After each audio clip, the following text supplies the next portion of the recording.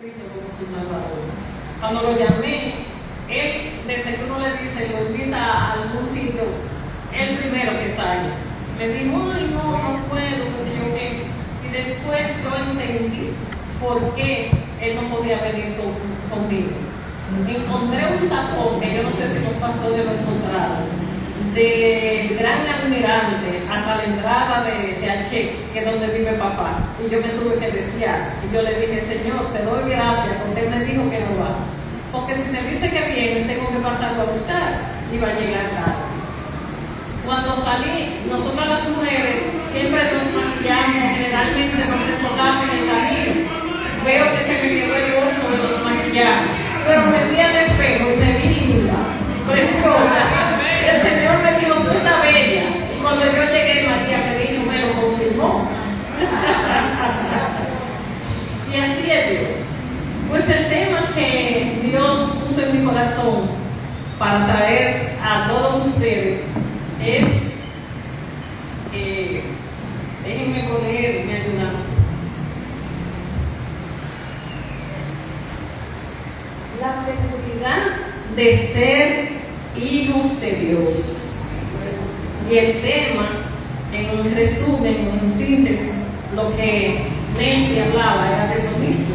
Nosotros debemos estar seguros de que recibimos al Señor, a Jesucristo, como nuestro Salvador, como nuestro único y verdadero Salvador. Entonces, de eso se trata hoy. Y nos habla, nosotros los hijos de Dios, los reconocidos por ángeles y demonios, sobre lo que el Espíritu Santo está. Y así nosotros podemos encontrarlo en Juan 1:12. Dice así, a los suyos vino, los suyos no les recibieron, mas a los que les recibieron, los que creen en su nombre, les dio potestad de ser hijos de Dios. Muchos por ahí andan diciendo, no, yo soy cristiano, yo soy hijo de Dios. Pero tú tienes que tener la verdadera seguridad de que tú eres hijo de Dios. Mas a todos los que les recibieron, a los que creen en su nombre, les dio potestad de ser hijos de Dios, hijos de Dios. Nosotros vemos en Romanos 10:9. Si confesamos con tu boca que Jesús es el Señor y creyeres en tu corazón que Dios lo levantó de los muertos, serás salvo. Nosotros debemos ser como muchos de los que somos profesionales. Gracias. Somos profesionales que hacemos maestría en las diferentes áreas. Así también nosotros debemos hacer maestría en la palabra de Dios. Nosotros debemos aprendernos cuántos libros tiene la Biblia, cuáles son los diferentes profetas, y así sucesivamente, para cuando nos acerquemos a alguien que nos necesita, nosotros poderlo orientar. Otra cosa que nos hace hijos de Dios, saber perdonar. Cuando perdonas rápido y comenzamos a fluir, así sabemos que somos verdaderos cristianos y pasamos de la muerte a vida. Si te dura el odio, si te dura el rencor, si te dura todos esos enojos, entonces, si tú eres duro para perdonar, tú no eres el verdadero hijo de Dios. Cuando comenzamos a perdonar rápido, como decía, somos verdaderos hijos de Dios. Una de las características del cristiano es perdonar las ofensas.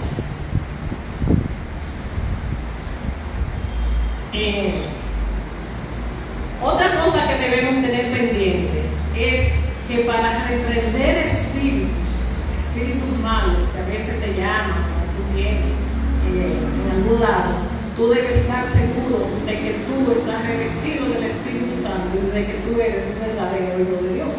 Porque ustedes, todos sabemos lo que pasó en Hechos capítulo 19, cuando unos fueron a reprender a demonios y fueron en el nombre de Jesús, el Jesús que conoce Pablo. Pero ellos parece que no lo conocían. Ustedes y todos nosotros sabemos lo que pasó, ¿verdad?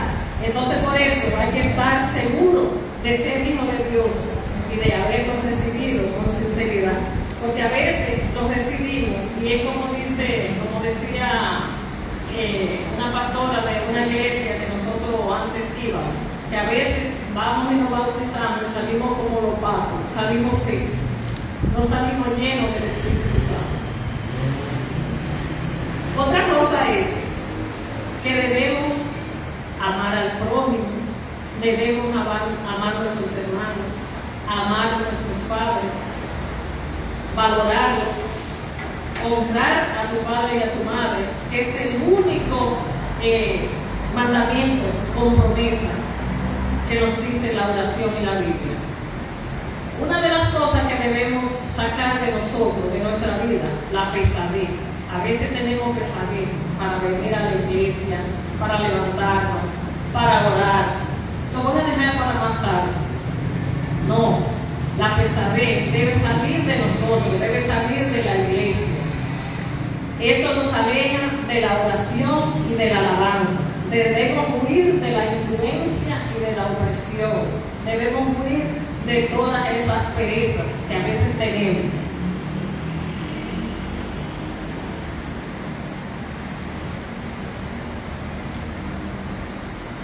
Porque esto ataca el alma, el cuerpo y el espíritu.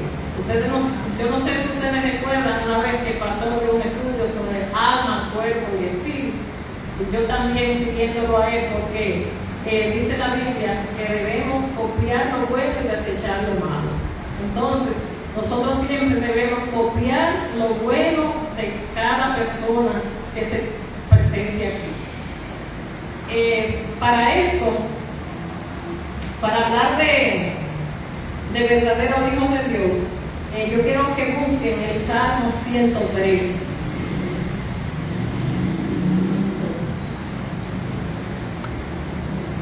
Cuando lo tengan, me dice también.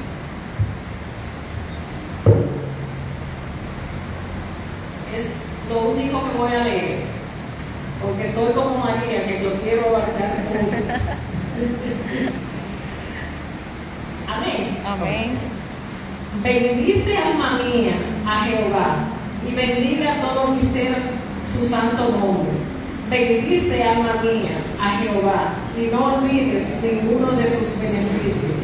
Él es quien perdona todas tus iniquidades, el que sana todas tus dolencias, el que rescata del hoyo tu vida, el que te corona de favores y misericordia, el que sacia de bien tu boca, de modo que te rejuvenezca como el águila. Jehová es el que hace justicia y derecho a todos los que padecen violencia. Sus caminos notificó a Moisés y a los hijos de Israel sus obras. Misericordioso y clemente es Jehová, lento para la ira y grande en misericordia. No contenderá para siempre, ni para siempre guardará el enojo. No ha hecho con nosotros conforme a nuestras iniquidades, ni nos ha pagado conforme a nuestros pecados. Porque como la altura de los cielos sobre la tierra, engrandeció su misericordia sobre los que le temen. Cuando está lejos el oriente del occidente, hizo alejar de nosotros nuestras rebeliones. Como el Padre se compadece de los hijos, se compadece Jehová de los que le temen. Porque Él conoce nuestra condición, se acuerda de que somos polvo.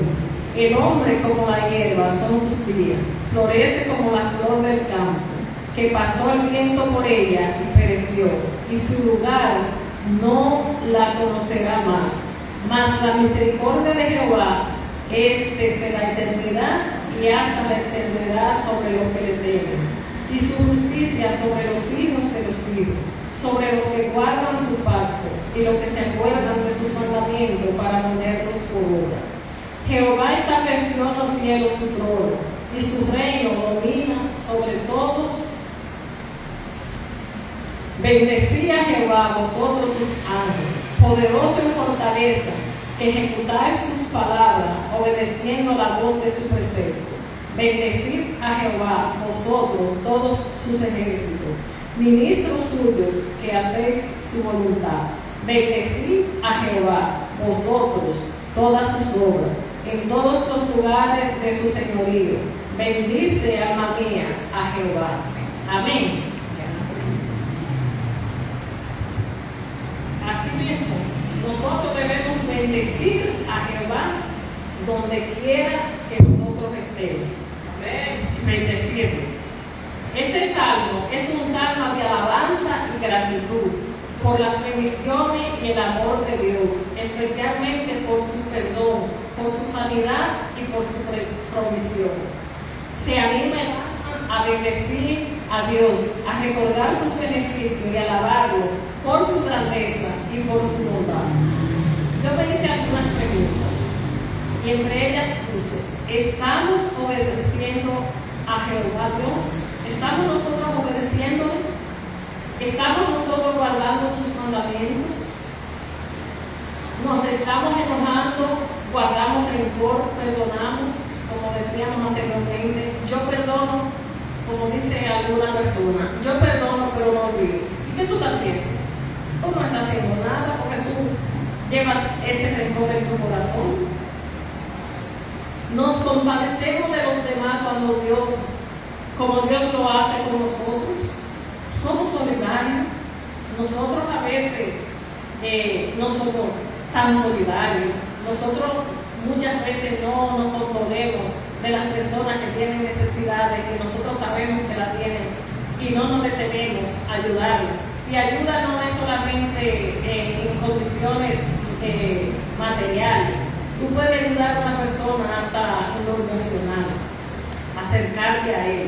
Tú no sabes de qué esa persona está necesitando en ese momento. Guardamos nosotros el pacto a Dios, como dice ahí en el Salmo 103.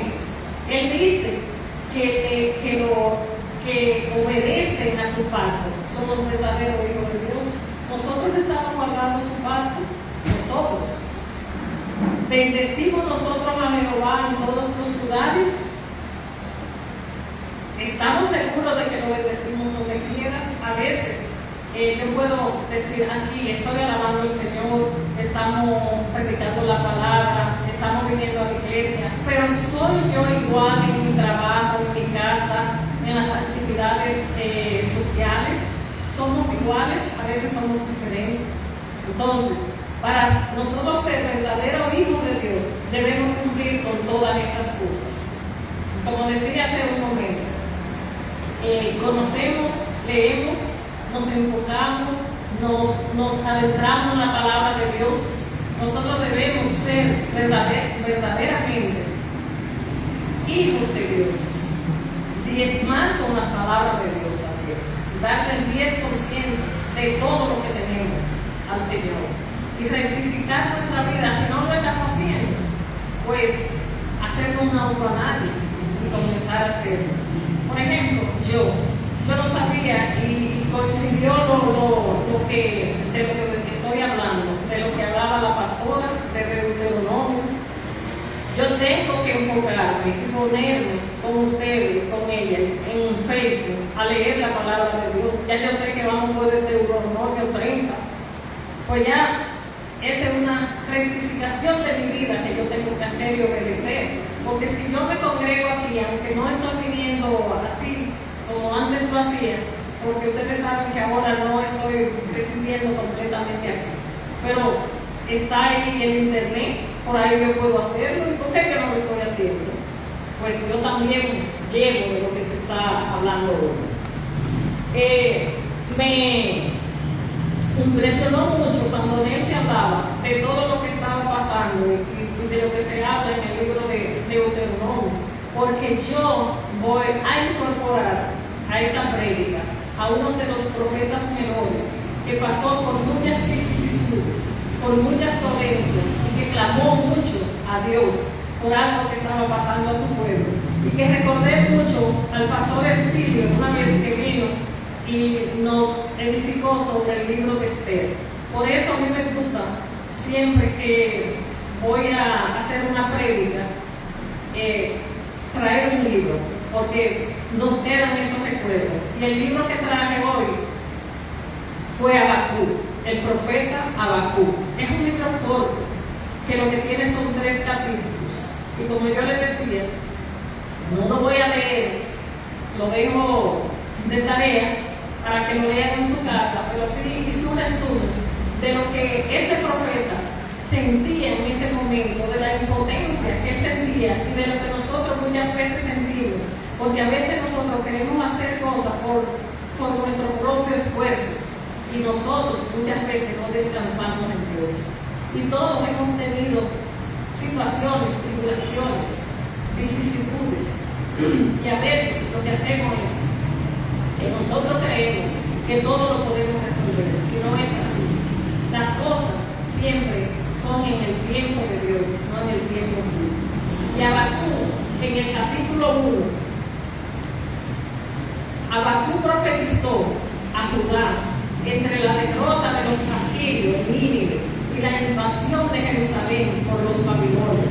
Eso fue del año 597 a 705 a.C. Ya nosotros estábamos en la idea del Señor. El libro es el único porque no es una profecía directamente a Israel, sino es un diálogo entre Habacuc y Dios. ¿Dialogamos nosotros con Dios? Nosotros tenemos que dialogar con Dios porque Dios es nuestro Padre. Él nos recibió como sus hijos adoptivos. Entonces nosotros, así como este profeta hablaba con él sin ninguna limitación, así como nosotros hablamos con nuestros padres, o lo que lo tenemos vivo y lo que lo tuvieron, hablamos con confianza, así también nosotros tenemos que hablar con Dios, ponerle nuestros problemas, nuestras situaciones a Dios, y no dudar, porque el tiempo de Dios es perfecto, no es el tiempo de nosotros. ¿Por qué Dios no hace algo en cuanto a la iniquidad de Judá? Decía Habacuc. Dios le responde que estaba enviando a los babilonios para castigar a Judá. Esto confundió mucho a Habacuc. Imagínense ustedes que a nosotros nos están castigando con uno que es peor que nosotros.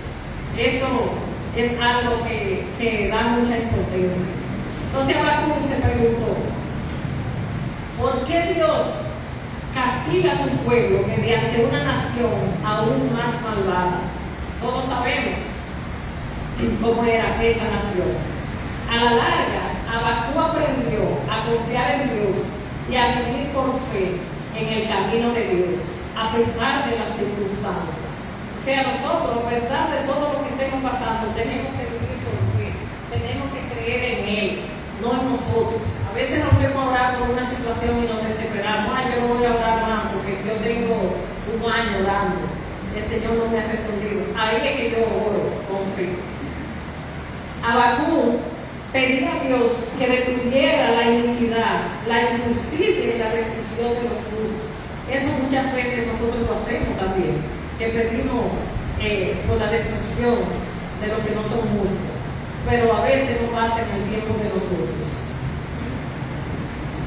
En el capítulo 1, del 5 al 11, nos habla que los caldeos castigarán a Judá. Dios le respondió a Habacuc diciendo que ya él tenía planes para castigar a Judá por sus pecados, que usaría a los paganos despiadados, babilonios, para castigar a Judá.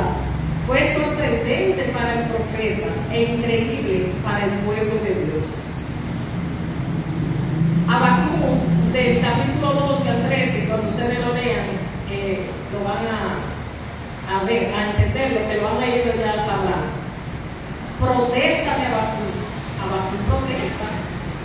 Habacuc estaba asombrado de que Dios usara una nación tan impía para atacar a Judá, pero estaba seguro de que Dios no le permitiría aniquilar a su propio pueblo y mediante esa destrucción suprimir su propósito redentor para la raza humana. O sea, Habacuc, a pesar de que estaba viendo todas esas cosas, estaba seguro que el Señor no lo iba a dejar quedar mal.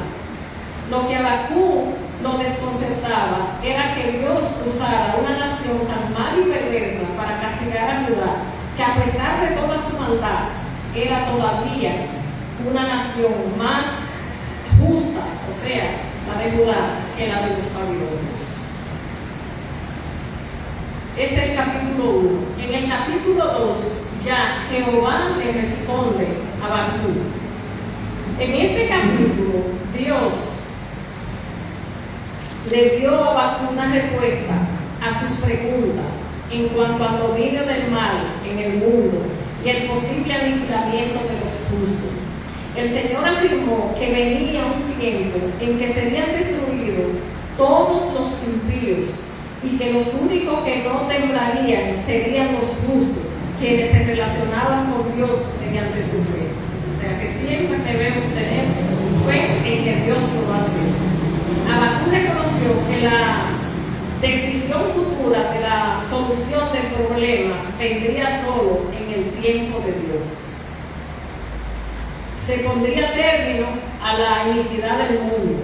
Los fieles de Dios tenían que esperar aun cuando pareciera tardar un largo tiempo.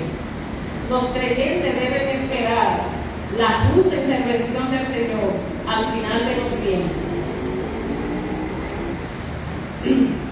Por último, en este capítulo, se llevará a los justos de la tierra y hará venir la destrucción sobre todos los impíos. Y ahí podemos ver un artículo que nos habla del arrebatamiento. Este artículo es bien extenso. El justo por su fe vivirá. El justo al final triunfa, emerge victorioso. Se pone en contraste al justo con el orgulloso y el impío, cuya alma no es recta. El corazón de los justos se vuelve a Dios y ellos desean ser sus hijos, tener estrecha comunión con Él y obedecer su voluntad. Los justos deben de vivir por la fe en Dios. Aquí fe significa una firme confianza en Dios. Muchas veces nosotros decimos, ven acá, ¿y por qué fulano anda en un Mercedes? ¿Y por qué María vive en una casa de qué sé yo cuántas plantas y yo vivo todavía humildemente? No te preocupes. A veces tú ves esas cosas y te desesperas, pero nosotros no podemos desesperarnos por nada que veamos en el mundo. Nosotros porque veamos que nuestros vecinos están posteando y están consiguiendo grandes fortunas, nosotros no podemos hacer esto, porque en este caso tú no puedes ser igual que nosotros. A veces tú tienes muchísimas oportunidades de hacer cosas deshonestas y de salir de la pobreza material, porque hay gente que son tan pobres que lo único que tienen es dinero. La riqueza donde nosotros la debemos hacer es la riqueza eterna. Esta vida es pasajera. Aquí solo vamos a estar unas vacaciones, pero con el Señor nosotros, Él nos garantiza la vida eterna. Pero Él como dice, tú tienes que cumplir, tú tienes que obedecer, tú tienes que llevar el pacto que nosotros vemos, que nos dice, como nos habla el Salmo 103 y otros salmos y otros pasajes bíblicos. En el capítulo 2 del C al 20 nos habla de ayes contra los injustos. Señores, la expresión de ayes, eso es una cosa fuerte. Estos versículos pronuncian ayes de juicio contra cualquiera cuya alma no es recta. Tales personas serán juzgados por su agresión, injusticia, violencia, delito, inmoralidad, idolatría. Los ayes son expresiones de juicio o lamentaciones sobre situaciones graves. Los ayes significan dolor, angustia, aflicción, como nos ha hablado el pastor muchas veces, que nosotros a veces tenemos dificultades, producto de nuestro accionar, producto de nuestra concupiscencia. Nosotros, por eso, porque no es, si tú pecas, si tú haces algo delictivo, si tú haces algo que no está acorde con la palabra de Dios, el Señor te va a perdonar siempre, como lo dice la Biblia, pero tú vas a tener consecuencias. El capítulo 3 de Habacuc nos dice de la oración de él. Él no se cansó de orar, él no se cansó de pedirle a Dios por su pueblo. Este capítulo es la reacción de Habacuc a la respuesta de Dios del capítulo 2. De todo lo que hablábamos en el capítulo 2, Habacuc sigue pidiéndole y sigue orando. En medio del pecado del mundo, del juicio de Dios, ha aprendido a vivir por fe en Dios y confiar en la sabiduría de su camino. Aviva tu obra en medio de los tiempos. Habacuc sabía que el pueblo de Dios había pecado y sufría su juicio. En esa situación hizo dos peticiones a Dios. Le pidió a Dios que entrara en su pueblo con una renovación de manifestación del poder de Dios. Asimismo, como Habacuc le pidió al pueblo que entrara a Dios, que entrara al pueblo y que renovara y que llegara con poder. Asimismo, nosotros tenemos que pedirle a Dios cuando tenemos situaciones difíciles que nosotros por nuestra propia intuición no la vamos a resolver. Asimismo, nosotros tenemos que pedirle a Dios que entre a nuestras vidas y que nos ayude con todas las tribulaciones y las situaciones que nos presenta la vida. Habacuc sabía que el pueblo de Dios no sobreviviría si el Señor no intervenía, pero él sabía que si el Señor intervenía, todo se iba a solucionar. En la vida de ellos, con un derramamiento de gracia y del Espíritu Santo. Solo entonces habría verdadera vida espiritual entre ellos. O sea, sin la intervención de Dios no se iba a resolver nada. Habacuc pidió que en tiempo de aflicción, como decía Nelson en Deuteronomio, que había mucha aflicción, así también este pueblo tenía mucha aflicción, que en tiempo de aflicción y angustia para el pueblo del Señor, Dios se acordara de ser compasivo. Su pueblo no se sostendría sin la misericordia de Él. Como se está ahora mismo estremeciendo el fundamento de la iglesia y la angustia parece estar en todas partes, también los creyentes de hoy tenemos que suplicarle al Señor que se manifieste con misericordia, que su poder de nuevo se manifieste, a fin de que llegue a su pueblo la vida y el avivamiento. Sabemos que hoy día necesitamos el verdadero avivamiento de las iglesias y que muchas veces cuando vemos ciertas dificultades queremos quemar la barca porque no es fácil. No es fácil para la vida de los pastores.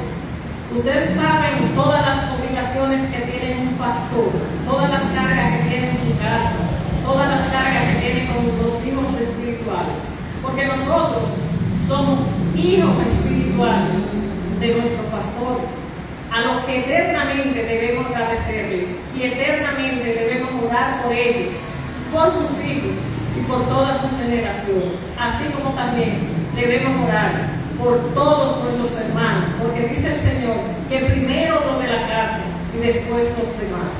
En el avión primero tú te pones la mascarilla, después le pones la mascarilla a tu hijo o a la persona que vaya al lado tuyo. Así mismo aquí, nosotros primero los de la casa y después a nosotros. Dice Habacuc en el capítulo 3, como dice María, estoy terminando ya. Me encanta oír la prédica de María, de Sandy, de Maxi, de muchísimos de los que ya predican aquí, de los pastores, y decir, ¿verdad?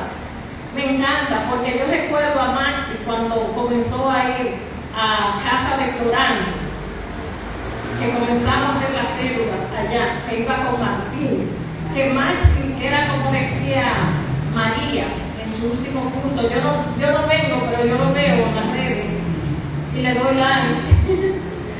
Decía María, Pablo era tartamudo, pero Dios quería que Dios tenía un propósito con él. Así yo le pedí en el camino a Dios que me soltara la lengua, porque yo a veces soy un poco tartamudo.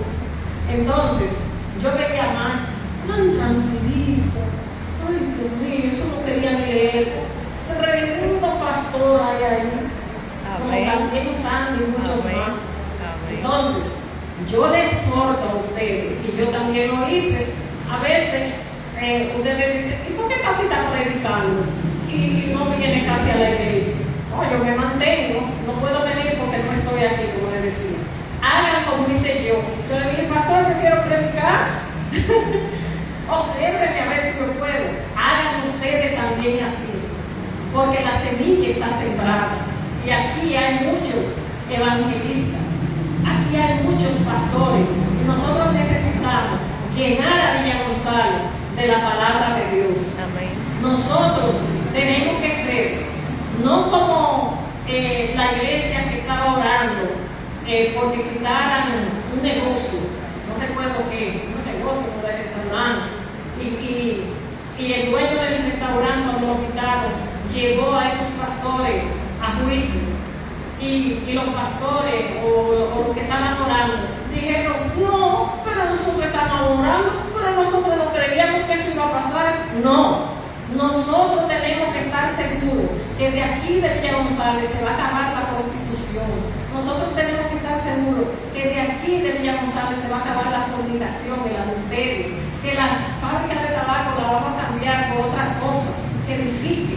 Nosotros necesitamos funcionarios que ayuden, funcionarios que sean de aquí, de Villa González, que ayuden a restaurar este pueblo. Este pueblo necesita muchas cosas y nosotros somos los que estamos llamados en oración a llamar a esas personas a que edifiquen el pueblo.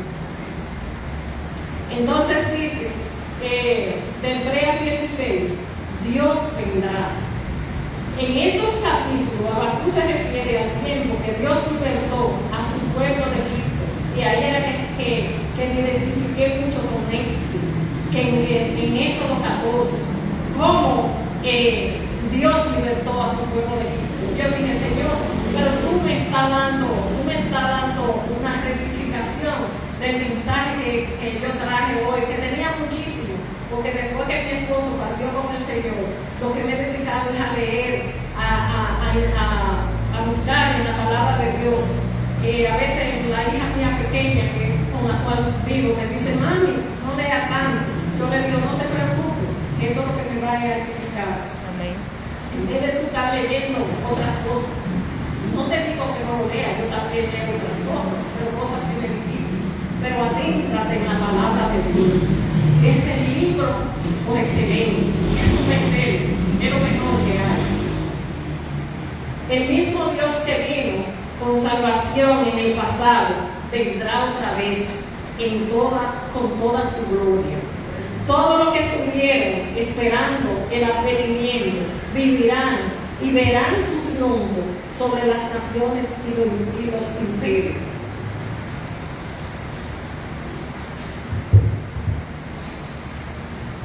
Entonces, en cuanto al advenimiento, y ya estamos terminando,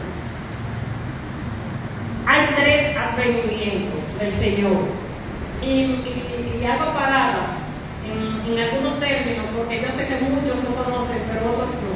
Cuando éramos católicos, podíamos hablar mucho de eso, pero no entendíamos. Hay 3 tipos. El primero en la carne, el Señor en la carne. El segundo en el alma, el tercero en el juicio. La primera tuvo lugar, como vemos en Mateo 25:6. Este primer advenimiento ya ocurrió desde que Cristo fue visto en la tierra y habló a los hombres. Ahora estamos en la segunda venida, ya que dijo que si lo amamos, Él vendrá a nosotros y hará su hogar en nosotros. Y así lo dice Juan 14:23. Este segundo advenimiento es mezclado con incertidumbre, ya que quien, si no el Espíritu Santo, sabe quién es Dios. Lo veo en 1 de Corintios 2:11. Aquellos anhelan por las cosas celestiales, lo que anhelamos por las cosas celestiales, los saca de sí mismo. Saben bien cuándo Él viene, sin embargo, no saben de dónde viene ni a dónde va. Y eso lo podemos ver en Juan 3:8. En cuanto al tercer advenimiento, lo más seguro es que sucederá, pero lo más incierto es cuándo sucederá, porque no hay nada más seguro que la muerte. Cuando la gente dice paz y seguridad, la muerte sobreviene, como los dolores de parto a la mujer encinta, y nadie podrá escapar de ella. Primera de Tesalonicenses 5:3. Hermanos, todos tenemos que avalarlo con la palabra de Dios. No podemos añadirle nada. Todo está ahí. Así, el primer advenimiento fue humilde y oculto. El segundo es misterioso, lleno de amor. Y el tercero será deslumbrante y terrible. En la primera venida, Cristo fue juzgado injustamente, como todos lo sabemos, por los hombres. En su segunda, nos concede justicia por su gracia. En el fin, juzgará todas las cosas con equidad. Cordero en el primer advenimiento, león en el último, nuestro amigo más gentil en el segundo. Y ya para terminar, Habacuc, en el capítulo 3, del 18 al 19, dice: me alegré en Jehová. Habacuc manifiesta que no servía a Dios por lo que Él daba, sino por quien es Dios. Nosotros no podemos servirle a Dios. Yo voy a traer 1,000 para que me dé 3,000. No, no es así. Con Dios no se negocia, porque Dios no necesita nada. Nosotros necesitamos de Él. Incluso en medio del juicio de Dios sobre Judá, Habacuc optó por alegrarse en el Señor. Dios sería su salvación y su fuente inagotable de fortaleza. Dios es una fuente inagotable. A nosotros se nos agota todo, pero a Él no se le agota nada. Amén. Él sabía sin duda, Habacuc, que un remanente justo saldría vivo de la invasión babilónica, y proclamó con confianza la victoria final de todos los que viven por la fe en Dios. Yo te invito a que tú vivas por fe, a que tú confíes en Dios, a que tú pongas todas tus cosas en el nombre de ese gran poderoso, omnisciente, omnipresente, que está en todos los costados, que todo lo conoce y que todo lo que se mueve, Él sabe y sabe por qué pasa. Entonces te invito a que te pares para la oración de despedida. Señor, te doy gracias por este momento, por este día, Señor. Te doy gracias por todas las personas que están aquí presentes, Señor, por todos mis hermanos, en especial por mis pastores y sus hijos, por su familia natural y por su familia espiritual. Mira, Señor, que cada uno de los que estamos aquí, que por lo menos uno, mi Dios, tú edifiques, Señor. Que tú pongas en el corazón de cada hermano, Señor, el amarte, el cumplir tu pacto, el perdonar, el obedecer, Señor, como decía la pastora, de Dios. Toda la palabra, toda la Biblia es obediencia. Si tú obediencia, Señor, si tú tienes obediencia, mi Dios, todo te va a llegar a ti, mi Dios, y a tu casa. Y lo único que yo te pido, Señor, es lo que dice la palabra en Josué. Mira, Señor, invité a mi hija, mi nieto, mi padre, invité a Luis, mi hermano, y a su familia.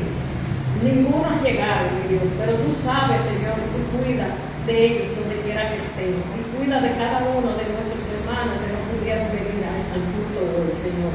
Pero nosotros sabemos, mi Dios, como dice la palabra en Josué, que mi casa y yo serviremos al Aleluya. Señor. Sí, Señor. Amén.